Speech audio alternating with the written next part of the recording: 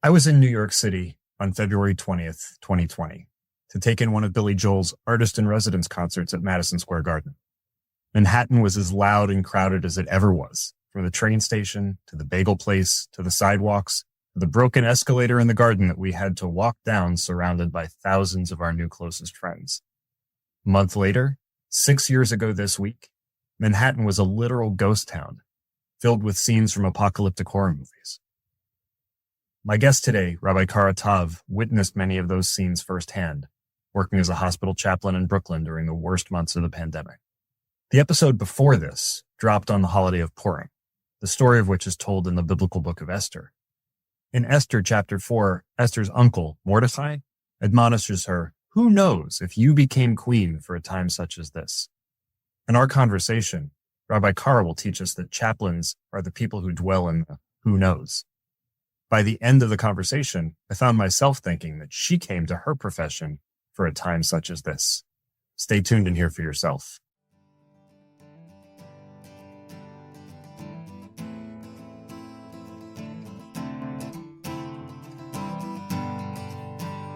No room for the soul that's in my head.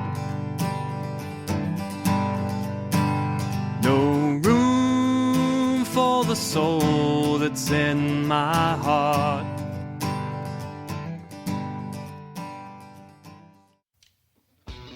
When someone's sick, they're not just dealing with annoying symptoms.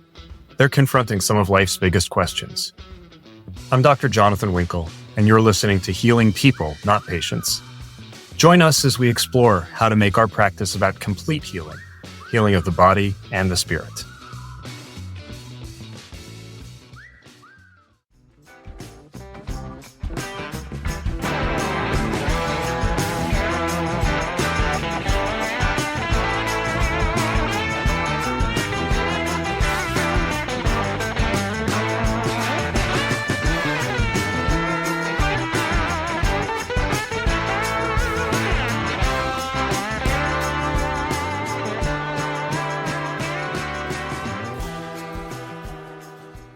I'm back with my dear friend, Rabbi Kara Tav.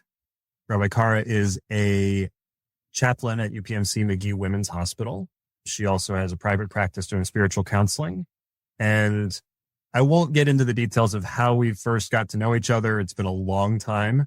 I'm very glad to have her back in town in Pittsburgh, although we are not together this evening because there's a sizable amount of snow outside and it's very cold. So we're both in our warm houses. Kara, how are you doing this evening? Thanks for asking. I am very well. I'm happy to be in my warm house, as you said.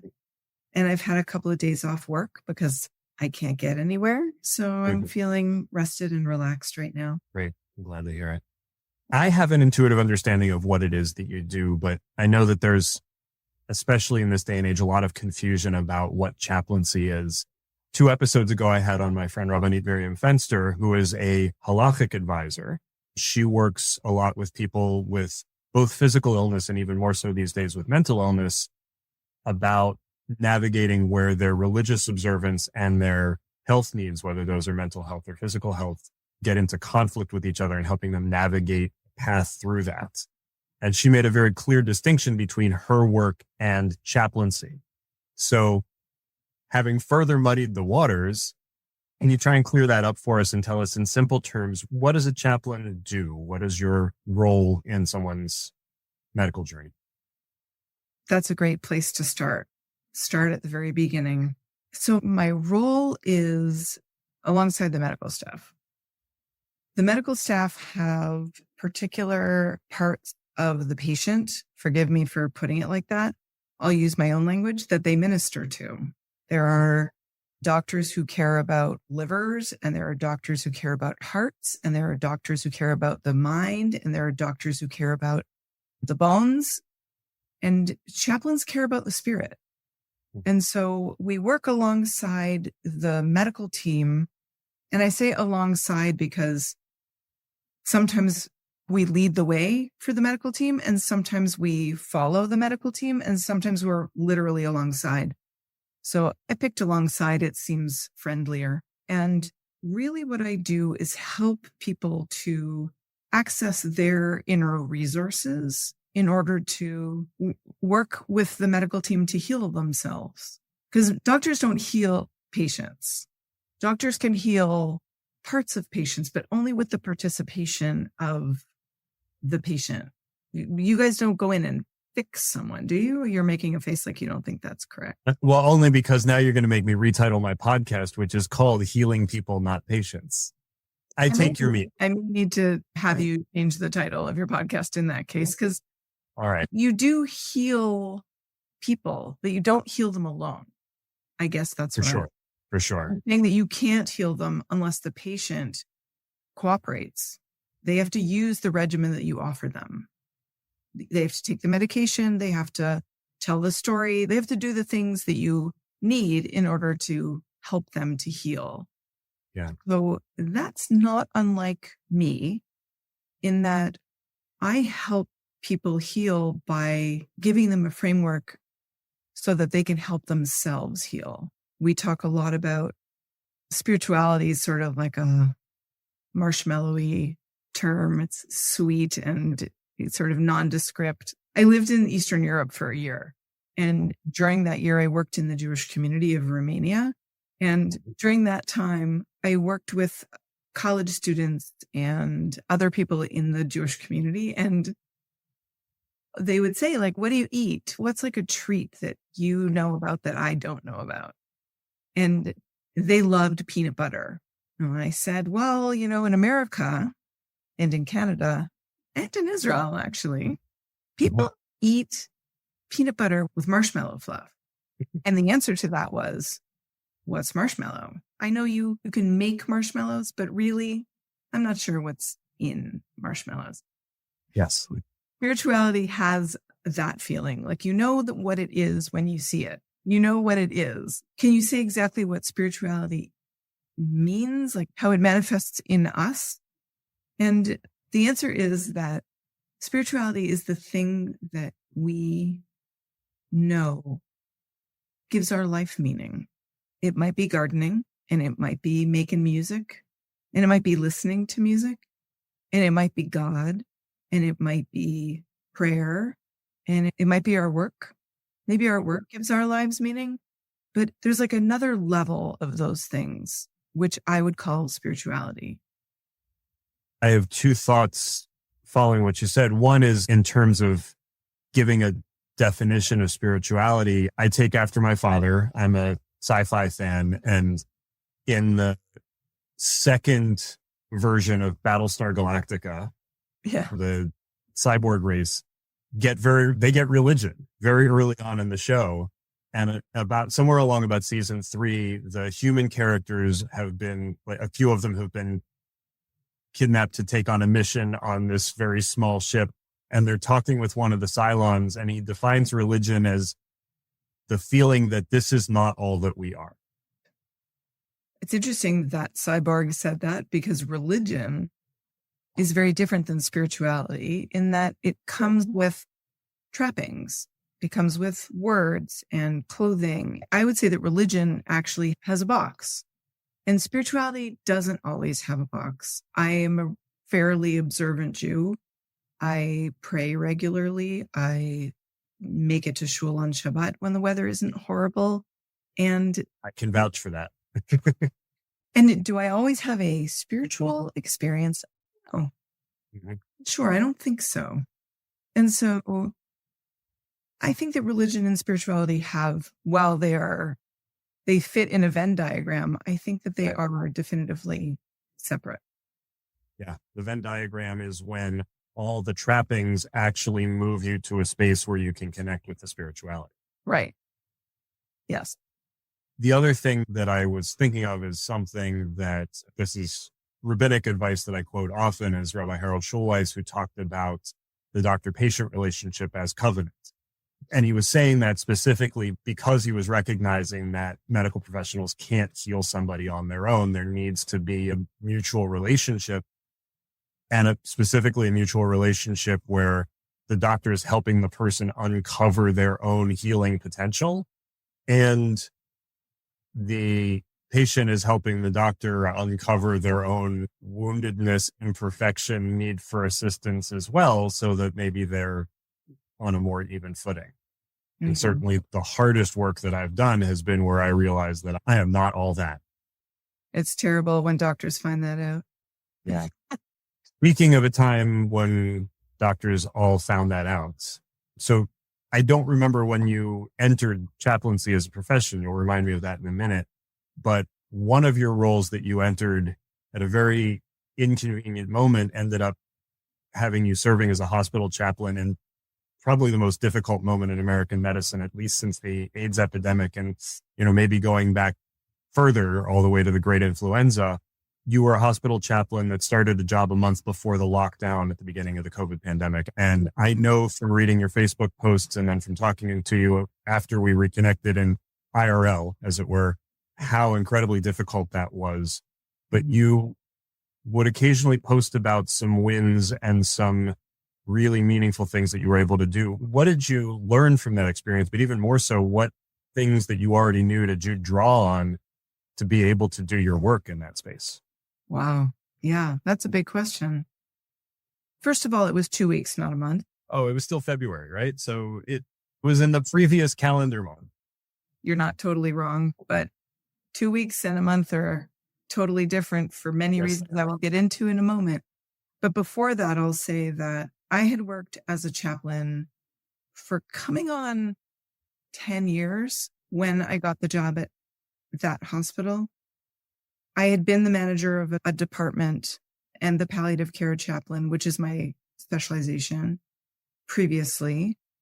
This position was exciting in a number of ways, predominantly because it was formerly a community hospital. I work best in community hospitals. Unfortunately, this one, I can say why in a minute, if that's interesting. Formerly, this hospital had been Lutheran Hospital in South Brooklyn. So it had been acquired by NYU only maybe 5 years before. But the Lutheran Hospital was a neighborhood landmark. Everyone still referred to this hospital as Lutheran. Not Lutheran Hospital, not where do you work? Lutheran. Like if I would have said I worked at NYU Brooklyn, they would have said, which one is that? You say I worked at Lutheran, everyone knew what I meant. So community hospitals, this one in particular, I only worked in 2 other community hospitals. I shouldn't say all the community hospitals I worked in, but in like between the 2, this one had a family feel, as in there was a surgeon whose father had been a surgeon at Lutheran and his son was at medical school at NYU. This was literally the family business without the business part, actually. Yeah. So I started at NYU 2 weeks before the pandemic broke out. And when I say broke out, I mean before the world understood that this was going to be something more than the long flu. People were still talking about the symptoms as flu-like, and most people, it's fine. It's very contagious, but, most people are okay. Just have to stay home and drink lots of fluids and stay in bed and everything should be okay. So at NYU, we already knew that wasn't the case. And I'm saying I'm a lot interesting. And by the time I started my job, the hospital had totally transformed, meaning the units were not where they said they were. We were already saying, if you're called to 3100, it's actually in the 58s. So I just started there and didn't know where the 31s were or the 58s. I never saw the cafeteria in this hospital. I didn't know there was one because by the time I got there, we already had, I would say, maybe 30 patients that were COVID positive. And that was 2 weeks before the pandemic broke out. So we're already deep in it. Right. 2 weeks before they called it a pandemic, 2 weeks before people even acknowledged that it was a thing. Mm-hmm. Most people were talking about it as if it was nonsense. Oh, This is ridiculous. Everyone is overreacting. Well, it turns out they weren't really overreacting, were they? So that is where I started a job that I think this position helped put chaplaincy on the map in a very different way. As doctors and other medical professionals don't do a great job in the space. Those three words don't come out of a lot of medical professionals' mouths. Only in an idiomatic way. Oh, I don't know, maybe, like that. But I don't think that too many doctors look at their patients and say, I don't know what's wrong with you, and I don't know what we're going to do about it, and I don't know why these symptoms are showing themselves as they are. So chaplains, not I personally, but chaplains dwell in the unknown. Mm-hmm. We travel with God and with that spirituality that we were talking about a minute ago, that you can't really pin that down. And so I felt perfectly comfortable in a world where I don't know what was coming out of everyone's mouths. I'm like, okay, so you don't know. And that made for an interesting beginning to my work, particularly because when you work as a chaplain in hospital, medical professionals come to you. They don't come to you out loud. They come to you very quietly. They don't come to you in a way where anyone would know. But all hospitals I've worked in, I would say 50% of my patient body are medical professionals. As doctors, like social workers, because they have access to the chaplains and they use it because they need it. I can totally identify. You and I have never worked in the same hospital, but I can tell you that of the many conversations I've had with various colleagues of mine who are chaplains, the one who comes most easily to mind is Pastor Rich Freeman, who's the chaplain at Children's Hospital. Mm-hmm. I've had many conversations with him where de jure, we were talking about a patient that we were both caring for. De facto, I was the patient. Right. I was going to him, to my Baptist minister friend, who always tells me that our tree is the same, even though our bark is different, because I needed to hear his very well-spoken wisdom at a really hard time. So, yeah. I can completely identify with that. Chaplains call you the identified patient. Like, we can be having a large conversation with a family and the patient and the whole medical staff, and there's only one identified patient. Mm-hmm. Or sometimes there's more than one, but the identified patient isn't always who everyone thinks it. Definitely not always the person in the bed. I started work at a time when not knowing was comfortable for me. Mm-hmm. And everyone needed me to be comfortable in that place. I had a lot of frustrated, weeping doctors. They would come in my office. They would kick the door closed behind them, turn to face the corner, squeeze a tear or two out, look at me and say, "Thanks, Rabbi," and leave. Because they just couldn't stand the pressure that was coming at them, and all they had to say was, "I don't know." It's amazing that I asked a question about what wisdom you drew on, and the wisdom that you drew on was not knowing. Yeah. You're right. You couldn't get through medical school on that. No, but I could have treated a lot of doctors with it. Yeah. At some point, though, I know from our conversations over the last 3 or 4 years that it got to be too much in some way. Share what you're comfortable with telling it. So you know that I'm very much into the parallels between illness and the experience of being in the Mitzrayim, in the narrow space, whether that's an actual enslavement or a trying time, a situation that you don't feel like you have a way out of. And one of the things that I took out of the 4 or 5 years of work that I did in that space is work itself is not only a thing that for me as a primary care doctor often breaks my patients, especially people who do hard physical labor, but it also breaks a lot of my colleagues, whether they're in medicine proper or nursing or administration or in chaplaincy. And I know that the work took a toll on you as well. Yes, the work certainly took a toll on me. I didn't know that it was taking a toll on me for a very long time. It's difficult for me to talk about concretely because there was a lot of emotion and not a lot of words. Chaplains don't have chaplains. I did, thank God, but not all chaplains have chaplains. The dynamic of moral injury as commonplace was very complicated for me to deal with. There was a lot everywhere. It was like you could lick it off the walls.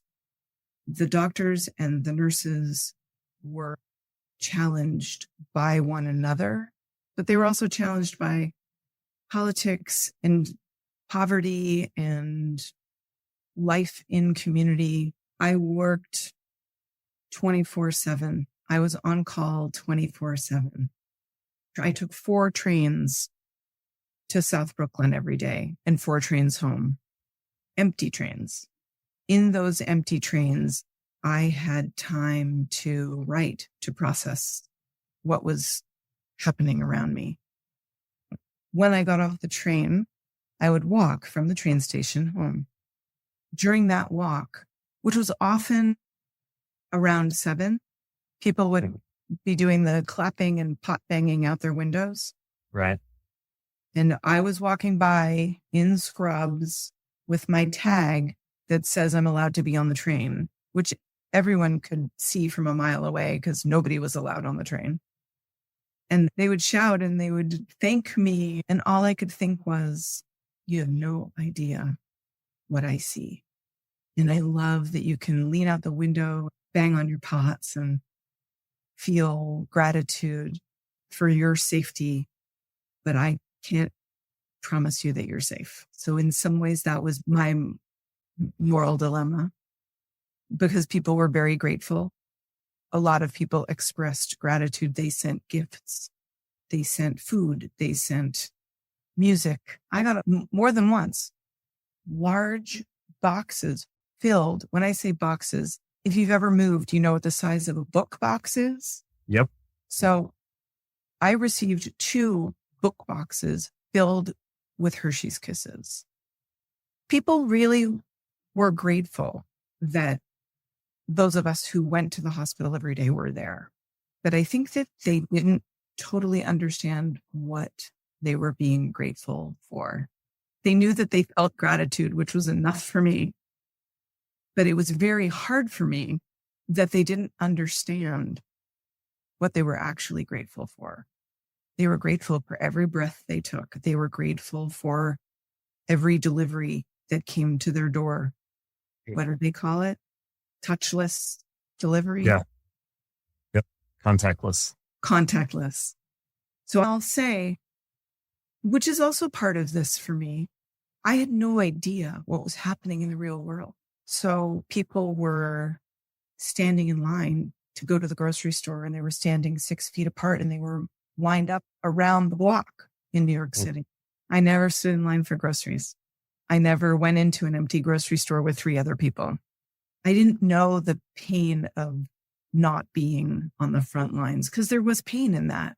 People knew there was something to be afraid of, but they were baking sourdough bread and doing puzzles and feeling connected to their families because everyone was home, but I wasn't.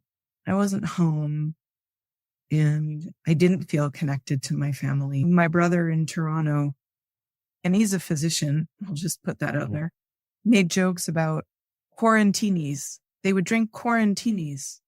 Mm-hmm. They would get outside and they would get together with their neighbors and make quarantinis. Yeah. And I was thinking, yeah, I wasn't outside ever. And I never had a quarantini. So a lot of my moral distress came from knowing that people didn't know. Yeah.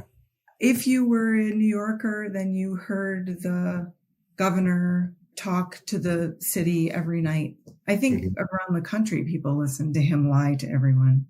See, that was the thing. People were like, oh, isn't he just wonderful? If it weren't for Governor Cuomo, I don't know. I wouldn't know what. I'm thinking, he's lying to you.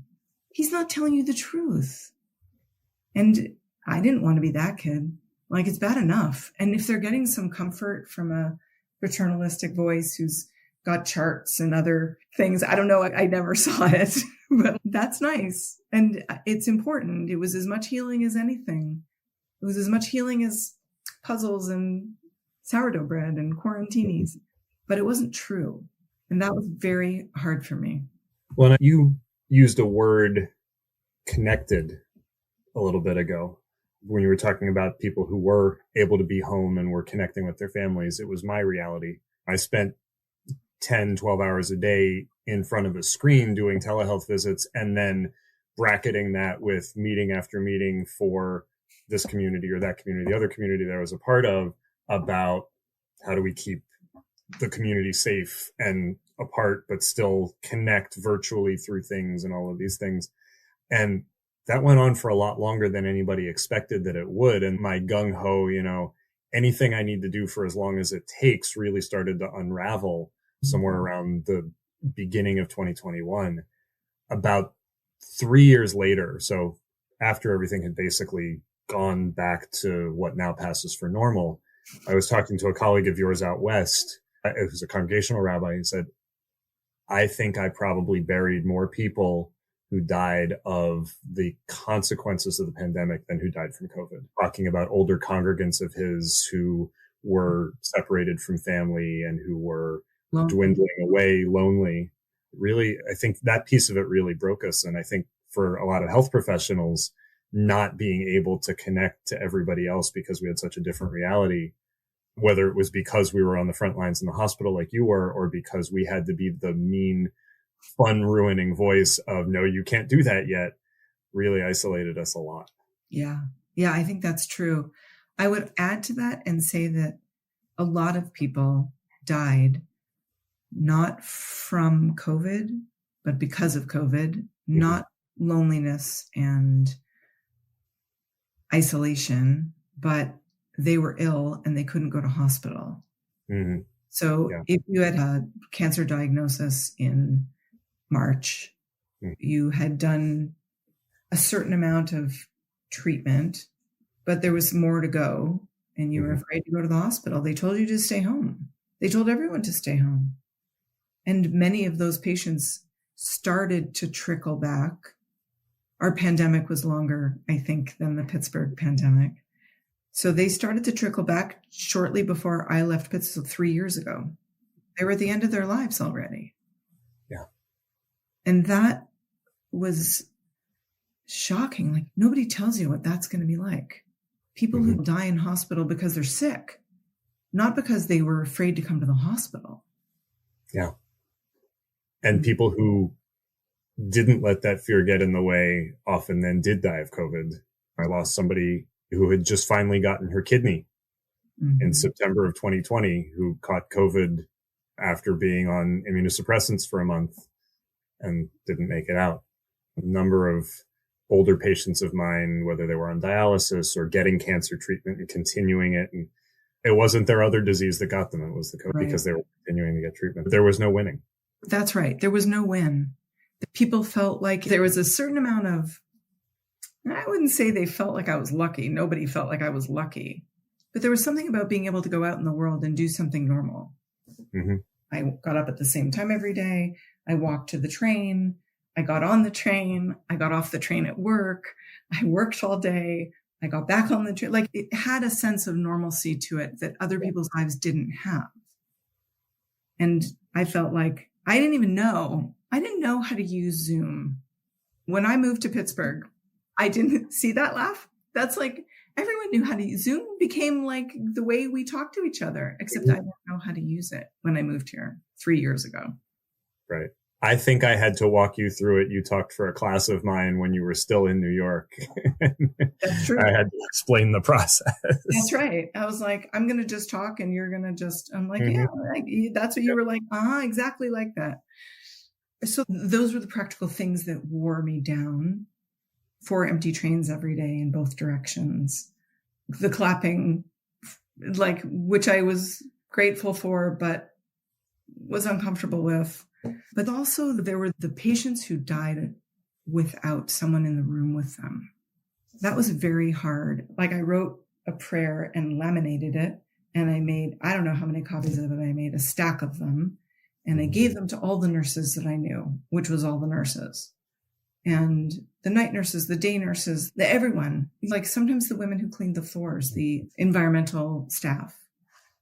I gave them these prayer cards that were a way of acknowledging the loss and saying, we see that you have died and we know that no one was here and we're sorry. Yeah. I actually should have thought to take it out to show you. I have one somewhere. My colleagues and I really tried to find ways to help the staff feel helpful. They didn't feel like they knew anything. Sure. And many of them felt very put upon. It was dangerous to clean rooms after someone died of COVID. Mm-hmm. It was dangerous to clean rooms after an RRT. And they had to go in and clean the rooms. And then they had to go home at night to their children and their families. And that was terrifying to them. So we did a lot of work to try to help people just hold on. Just hold on. It'll be okay. Just hold on. If you have God, now's a time when you need to access that God. If you have gardens, you need to cut out pictures of flowers and stick them on your computer screen.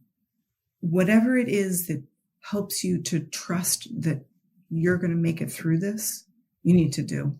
We had like refrigerated trucks with bodies in them. Yeah, the morgue trucks. Yeah, morgue trucks. But when you have as many as we had, we had a morgue too. I don't mean to laugh, but it was really quite a horrific thing. And the National Guard came in to help move bodies because we had to keep shifting them. There was a lot of gory stuff that I don't talk about that you don't want on your podcast, I don't think. But there was everything from the most granular to the highest that I held. Not because I asked to, not because I was trained to, but because I was there and I saw it. The one thing I'm trained to do is hear with both ears, my regular ears like everyone else's and my chaplain ears that hear the things, that hear the story behind what they're saying. Mm-hmm. And, that's one of my favorite catchphrases, by the way, is listening with both ears. It's true. I can listen with both ears. And in that time, there are things still that I can't unhear, that I can't unsee. Yeah. There's a text in which we talk about how there are people who have eyes, but they don't see. Mm-hmm. They have ears, but they don't hear. And they have hands, but they don't feel. It's 1:15. Ears, but do not hear. Nose, but do not smell. Hands, but they do not feel. Feet, but do not walk. They do not make a peep from their throat. Yeah. And I mean, that's a text that people say I don't know if you've ever been on a Chevra Kadisha, but that's a text that we say when we're preparing a body. But in the case of this, there are so many things that I saw and felt and smelled and heard that have to stay with me. And yet you got back to doing chaplaincy work again. How did you do that? We have to have a nechemta at the end. We can't end on that note. The answer is our wounds heal. We are wounded warriors. There are things that I'm never going to not hear. When I hear a siren go by, it doesn't sound the same to me as it does to anyone else. But that doesn't mean that I haven't found ways to heal. When you ask how, I think the answer to that is, I don't know, which is a favorite answer of mine per the beginning of this talk. Yeah, it seems to be popular. Yeah.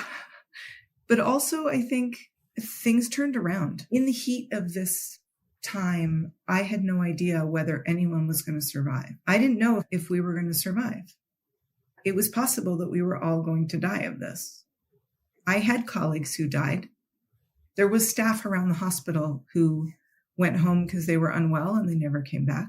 I mean, it was totally conceivable that we were going to all die. So we didn't. And that counts for something. Yeah. We didn't die. We're still here. Thank God. Yeah. If we're going back to the Pesach story, like we talk about it as a miracle, like what miracle? We were, enslaved for 200 years. Like think of all of the children that were supposedly killed and people that were born and died as slaves, but collectively we survived. Collectively. Right. And that's supposed to be the lesson. Yitz Greenberg talks about this is the lesson that this means that people weren't meant to be in that condition. People were meant to be free, that God cares if we're free. And it's the same. People weren't meant to be sick and miserable. No. We're meant to get better. We're not meant to be abjectly sad. We're meant to rejoice. That's right. And illness kills people, not God. Mm-hmm. Something I had to remind people a lot in that time. And the people who survived. Thank God. I guess that's a powerful lesson. If the you of 3 years ago had come to you now for some chaplaincy counseling, what might you have said to yourself? Ooh, how would I have counseled myself? Yeah.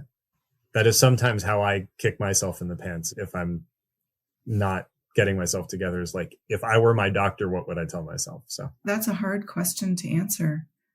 I think one thing I would say is, it's true, we might all die, but we also might not all die. Mm-hmm. And I think I also would say that someday we will have learned enough from this to be able to look back on it and say, this is something good that came of this. And it did. I mean, we learned very important things. And so think about it. We learned about Zoom. You say that in jest, but... No, I don't. I mean it. I just laugh because it seems absurd, but it's totally true. Because of the lessons we learned in primary care and pandemic, I saw a nonagenarian patient. That's a person in their 90s, for those listeners who don't remember what nonagenarian is, today on video, who would never have left their house to come see me, and who 6 years ago, I wouldn't have known how to conduct a visit with them. Right. But not only did I see them over video, but I figured out very quickly what they needed and came to a solution.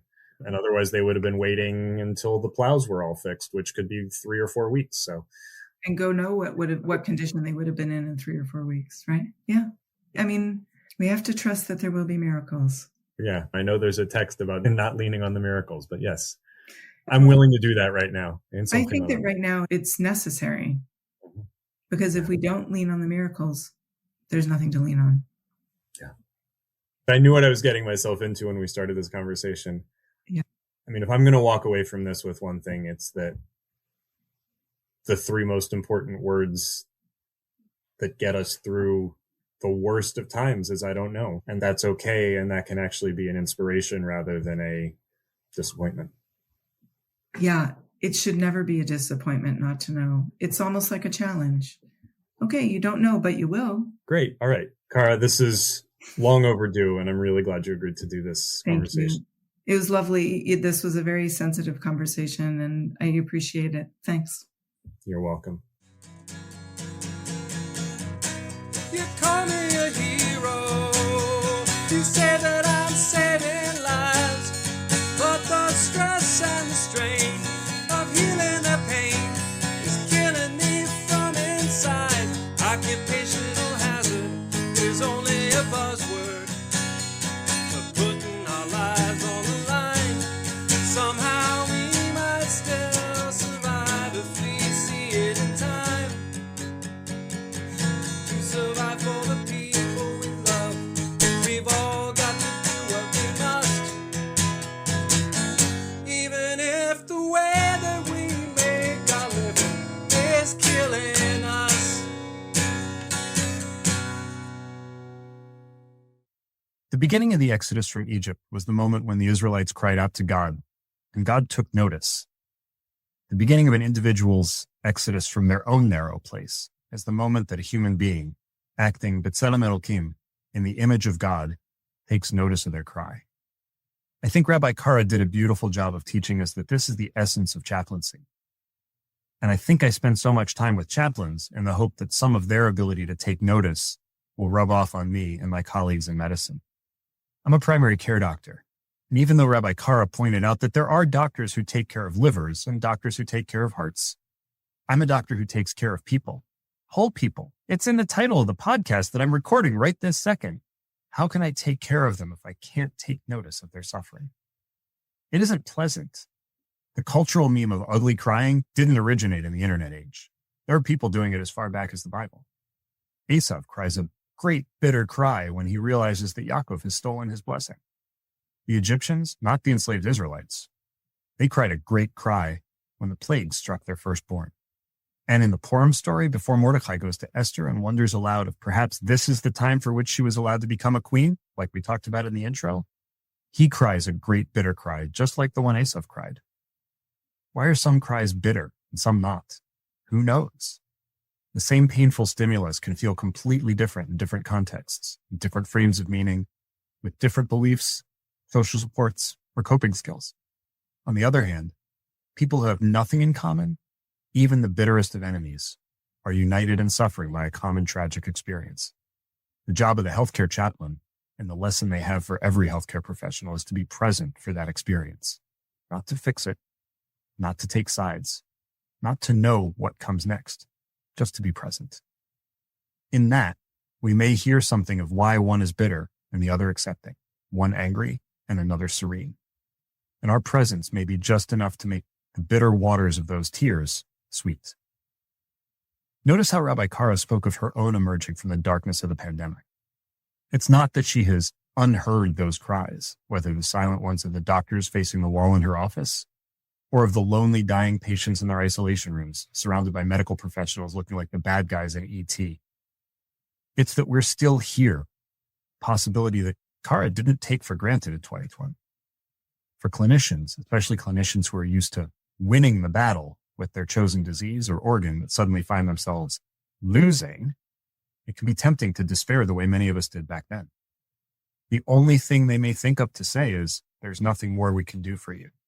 But there is. And what Rabbi Kara is trying to teach them to say instead is, I am here with you. It's good to be here, together. Talk to you soon. Thanks for spending time with me today. If this conversation sparked something in you, subscribe so you don't miss the next one. And share it with a colleague who could use a reminder of why we do this work. For more thoughts, explore my blog at www.healerswholisten.com/blog or follow me on Instagram at healerswholisten. For deeper dives, check out the book version of Healing People, Not Patients, or my second book, From Illness to Exodus. Links to both are in the show notes. Our theme song, Room for the Soul, is available on Bandcamp. It's a reminder that together, we can find room for the soul in medicine. This podcast is not medical advice, nor is it legal or financial counsel. It's a space for reflection, rooted in stories, spirituality, and the art of healing. For your own care, always consult the professionals who know you best.